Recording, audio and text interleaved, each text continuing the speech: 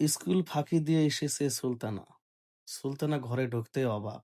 সুলতানা বুঝে উঠতে পারতেছে না এটা কি হচ্ছে। সুলতানা আবার তাকাচ্ছে।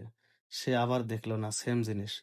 সুলতানা এখন চিন্তা করতেছে, যাই হোক, যেহেতু আমি তাকে মনে মনে পছন্দ করি, আগে দেখতে হবে এই বাড়িতে অন্য কেউ আছে কিনা। এটা কিন্তু বিয়ে বাড়ি, সবেমাত্র বাড়িঘর সবকিছু সাজিয়েছে। এই রাব্বির কিন্তু বিয়ে। এই রাব্বি হচ্ছে তার প্রেমিকা, অথচ তাকে বিয়ে না করে বিয়ে করতেছে অন্য কাউকে। এইজন্য সে আজকে চলে এসেছে রাব্বির সাথে শেষ দেখা করতে, শেষ কথা বলতে।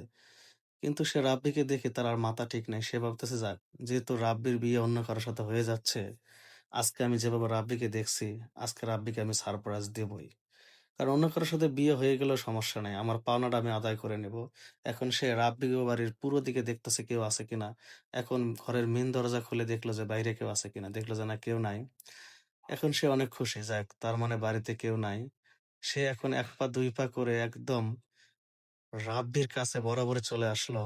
রাব্বি যেখানে শুয়ে রয়েছে সে একদম উপরে গিয়ে বসলো খাটের। বসার পরে আবার ভয় করতেছে, এদিকে ওদিকে তাকাচ্ছে কেউ আছে কিনা। আর রাব্বি তো জানেই না যে তার সাথে এই ধরনের, মানে তাকে সারপ্রাইজ দেওয়ার জন্য এসেছে তার সাবেক প্রেমিকা। এদিকে কিন্তু সবকিছু সাজানো, কারণ রাব্বির বিয়ে হবে।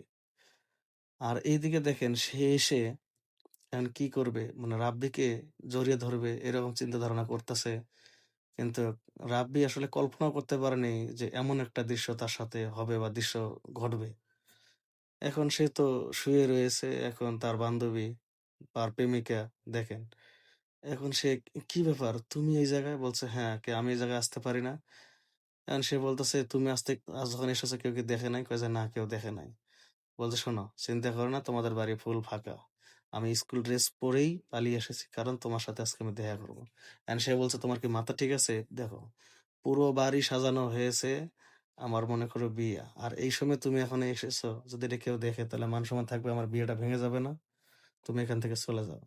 আর একটা কথা মনে রেখো, তোমার সাথে আমার প্রেম ছিল, ভালো কথা, কিন্তু বিয়ে তো আমার অন্য জায়গায় হয়ে যাচ্ছে। আর বিয়ের আগে তো কেউ কাউকে বলতে পারে না যে কার সাথে কার, মানে জুটি হবে। সম্পর্ক হতে পারে, কিন্তু বিয়ে তো আমাদের হাতে লেখা নাই। আর তুমি যেটা আমার সাথে, মানে সম্পর্ক এখন গড়ে তুলতে চাচ্ছ, প্লিজ, এটা হবে না।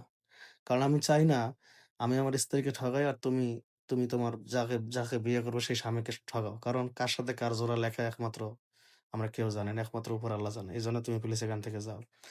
তো দর্শক, এই জিনিসটাই বুঝতে পারলাম যে আসলে মানুষ, মানে সবাই যে প্রেম করে সবাইকে ঠগায়, প্রতারণা করে, তা না। এর মধ্যে কিছু কিছু ভালো ভালো ছেলেমেয়েরা আছে, এটাই দেখে বোঝা যাচ্ছে। তো প্লিজ ভিডিওটা শেয়ার করে দিবেন। এখান থেকে অনেকজনে বুঝতে পারবে যে না, আমরা আসলে কখনো বিয়ের আগে সম্পর্ক গড়ে তুলবো না, সম্পর্ক করব বিয়ের পর। সম্পর্ক হবে স্বামী স্ত্রীর সাথে। তো সবাই ভালো থাকবেন, সুস্থ থাকবেন, আল্লাহ হাফেজ। আর এইদিকে মেয়েটা দেখেন, সেই ঘর থেকে বেরিয়ে হয়ে সোফার মধ্যে এসে বসে চিন্তা করতেছে, হায়, এটা আমি কি করতেছি? ভালোই তো, ওর সাথে যতদিন আমার সম্পর্ক ছিল ও তো আমার কোনোদিন একটা টাচও করেনি। তাহলে আমি কেন আজকে ওর সুযোগটা দেবো না?